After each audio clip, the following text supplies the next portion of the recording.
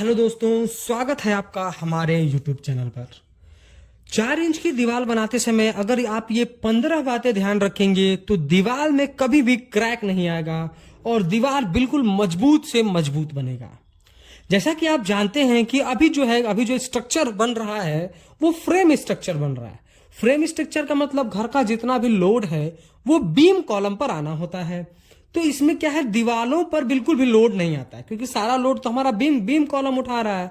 तो इस कंडीशन में हम क्या करते हैं कि जो हमारी दीवार का रोल बहुत ज्यादा नहीं रह जाता है, उसका रोल क्या रह जाता है, सिर्फ पार्टीशन करने का। तो इस कंडीशन में हम क्या करते हैं कि आउटर की दीवार तो 9 इंच बना देते हैं, लेकिन अंदर की दीवार हम 4 इंच बनाते हैं। देखिए, अंदर की दीवार 4 इंच बनाने की वजह है कि हमको कॉस्ट रिड्यूस करना है, सिर्फ पार्टीशन ही करना है, लोड तो हमारा बीम कॉलम उठा रहा है। तो 4 इंच की दीवार जो है वो पार्टीशन के लिए ठीक है, लेकिन हमको आउटर में 9 इंच की दीवार करनी पड़ती है क्योंकि 4 इंच की दीवार की कुछ लिमिटेशन है। 9 इंच की दीवार क्या है, मोटी होती है, पहली चीज तो ये है।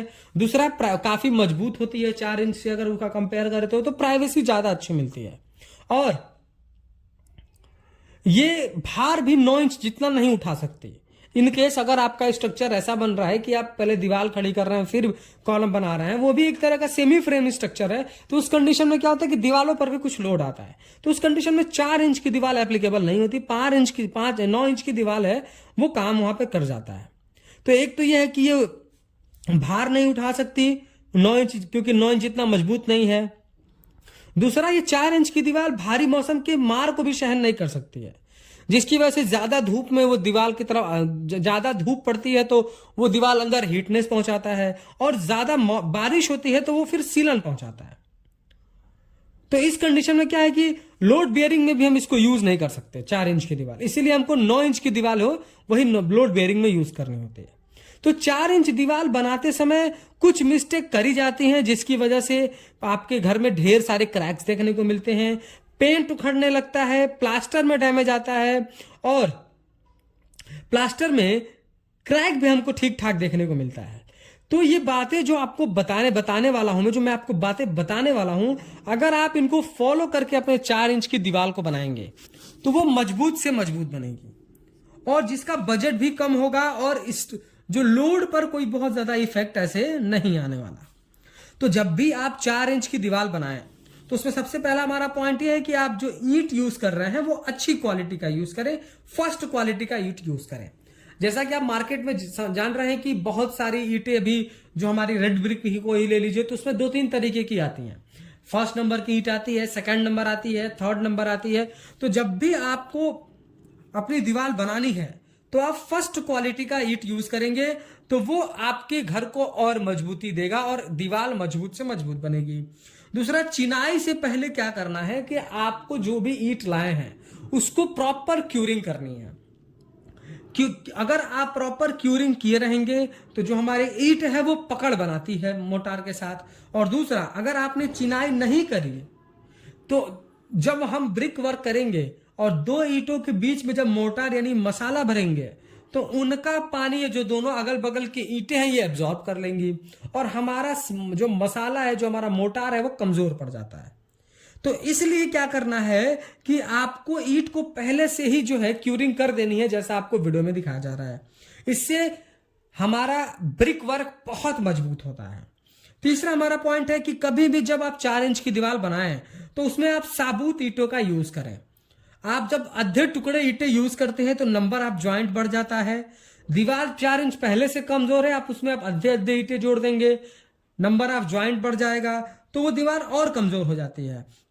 और ज्यादा ज्वाइंट होने की वजह से क्रैक्स आने की संभावनाएं बढ़ जाती हैं, चांसेस काफी बढ़ जाता है कि क्रैक डेवलप हो सकता है। तो इसलिए आप कोशिश करें कि साबुत ईंटें यूज करें, टुकड़े ईंटें यूज ना करें। अगला हमारा पॉइंट है कि जब भी आप ब्रिक वर्क यूज करें 4 इंच या 5 इंच का, तो हम लोगों ने प्रैक्टिकली देखा है बहुत सारे साइटों पर कॉन्ट्रैक्टर 1-5 का जो है मोटार यूज करते हैं, यानी 1 बैग सीमेंट का तो 5 बैग सैंड का। पर मैं आपको रिकमेंड करूंगा कि जब भी आप 4 इंच की चिनाई करें, 4 इंच का ब्रिक वर्क करें, तो आपको 1:4 का मोटार यूज करना है। 1 बैग सीमेंट का यूज करना है तो 4 बैग आपको सैंड का यूज करना है, उससे ज्यादा नहीं जाना है। 4 इंच में आपको 1:4 रेशियो का ही मोटार यूज करना है। इससे ज्यादा अगर मोटार करेंगे, पैसे बचाने के लिए लोग ऐसा करते हैं, पर आप कितना ही बचा लेंगे एक बैग सीमेंट का, और आपकी दीवार भी कमजोर होगी। तो अगर आप चाहते हैं आपकी दीवार मजबूत से मजबूत बने, तो आपको मोटार 1:4 का रखना पड़ेगा। उसके बाद बहुत जगह पर ऐसा देखा जाता है कि एक ही बार 3 बैग 4 बैग सीमेंट का मोटार बना लेते हैं, और उसको सुबह बनाया 10 बजे, शाम 5 बजे तक उसी से चिनाई करते हैं। तो उस कंडीशन में जो हमारा मोटार है वो अपना काम कम करता है। बात को समझिए कैसे, जो हम जितना आप काम कर सकते हैं आधे घंटे 1 घंटे में, उतना ही आप मोटार बनाएं। क्योंकि जब हम सीमेंट में पानी डाल देते हैं तो आधे घंटे के बाद से हमारा जो सीमेंट है वो स्ट्रेंथ गेन करने लगता है।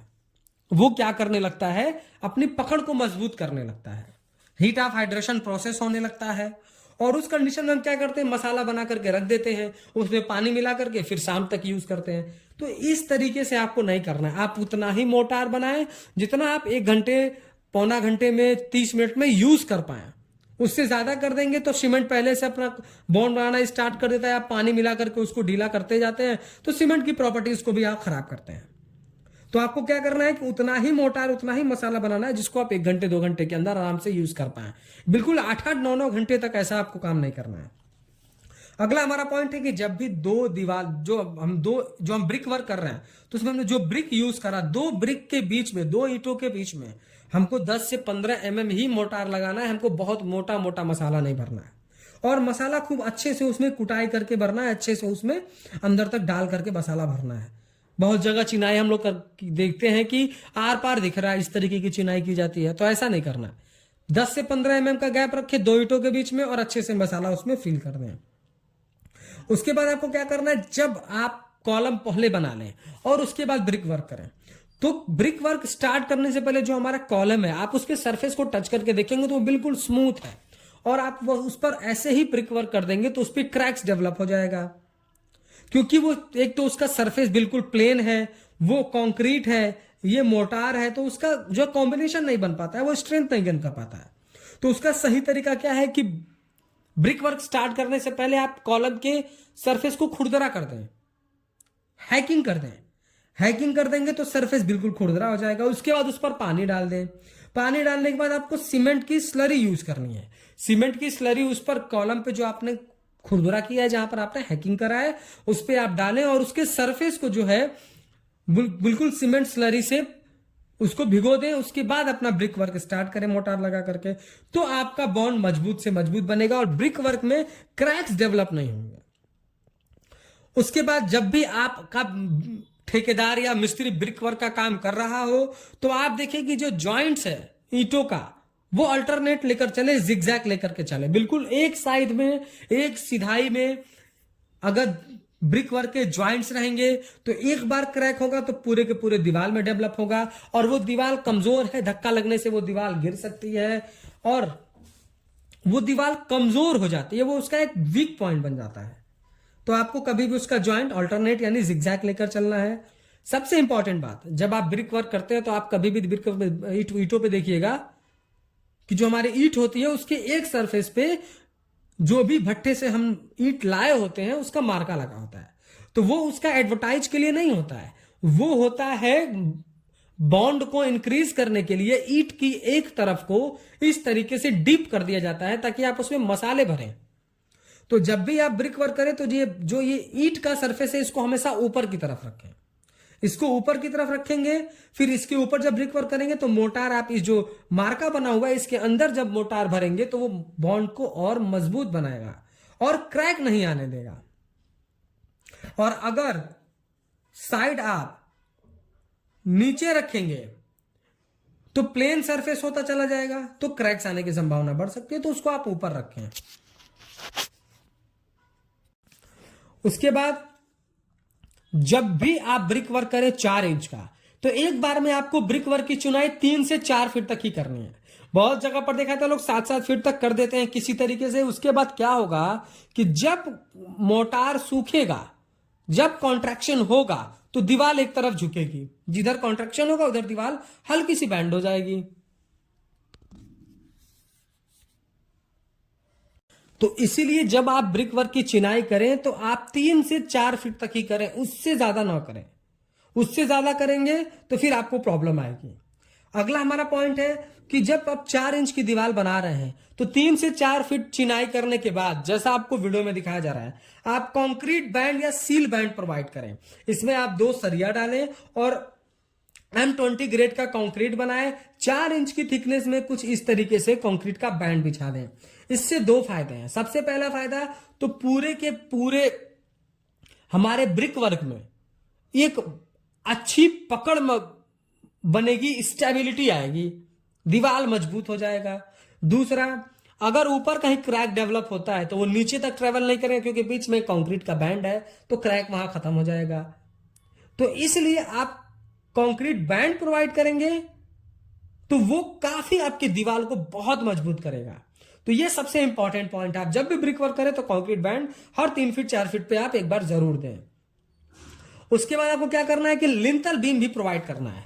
आप देखते होंगे डोर विंडो के फ्रेम पे आप ढेर सारे क्रैक्स देखते होंगे, जैसे हम आपको इमेज में दिखा रहे हैं। तो इस तरीके से आप क्रैक से बचना चाहते हैं। ये क्रैक्स क्यों आता है, आपने कभी सोचा? ये क्रैक्स इसलिए आता है क्योंकि हम डोर विंडो के ऊपर डायरेक्ट ब्रिक वर्क कर देते हैं। कुछ समय के बाद हमारा डोर विंडो बैठ जाता है और पूरा क्रैक डेवलप हो जाता है। इससे हमारा दीवार भी नुकसान, प्लास्टर नुकसान और हमारा विंडो फ्रेम, डोर फ्रेम भी नुकसान होता है। उसके ऊपर आपको क्या करना है, आप अगर एक लिंटल बीम प्रोवाइड कर देंगे तो लिंटल बीम डोर विंडो के फ्रेम के ऊपर के सारे ब्रिक वर्क को कैरी करके कॉलम तक ट्रांसफर कर देता है। तो वो आपके लिए एक और अच्छा काम हो जाएगा, क्रैक्स डेवलप नहीं होंगे। आप जब भी ब्रिक वर्क करें तो आप प्लम्बाओं में कराएं। दोनों तरफ आप प्रॉपर साहुल चेक करें कि दीवार बिल्कुल भी टेढ़ी ना हो, बिल्कुल भी तिरछी ना हो, वरना 4 इंच की दीवार है, तिरछी जाएगी, बाद में गिरने की संभावना बढ़ सकती है। और 2 ईंटों के बीच का जो मोटार है उसको आपको अच्छे से भरना है, प्रॉपर कुटाई करके भरनी है। अगला हमारा पॉइंट है क्यूरिंग। आपको कम से कम क्यूरिंग 7 से 10 दिन तक करनी है। और अगर टेम्परेचर बहुत ज्यादा है तो आपको दिन में 2 बार करनी है, पर 7 से 10 दिन से कम तो आपको बिल्कुल भी नहीं करना है। और जब भी आप 4 इंच की दीवार बनाएं तो उसमें जो आपका प्लम्बिंग और इलेक्ट्रिकल का काम होने वाला है वो आप अपने ठेकेदार को बोले कि कम से कम 10 दिन के बाद कराए, क्योंकि हमारी दीवार अभी इनिशियल स्टेज में होती है, उसमें झिर्री काटी जाएगी, दीवार हिलेगी, दीवार में क्रैक्स डेवलप होंगे। तो आप अपने जो भी इलेक्ट्रीशियन या प्लम्बर वाले हैं उनको बोले कि कम से कम 10 दिन के बाद ही झिर्री काटने का काम स्टार्ट करें।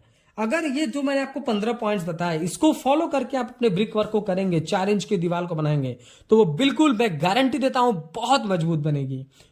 तो वीडियो पसंद आया हो तो प्लीज वीडियो को लाइक कर दें, और अगर चैनल पर नए हैं, कंस्ट्रक्शन से रिलेटेड ऐसे ही इंफॉर्मेटिव वीडियोज इन फ्यूचर देखना चाहते हैं तो प्लीज चैनल को सब्सक्राइब करके बेल नोटिफिकेशन को ऑल पर प्रेस कर दें।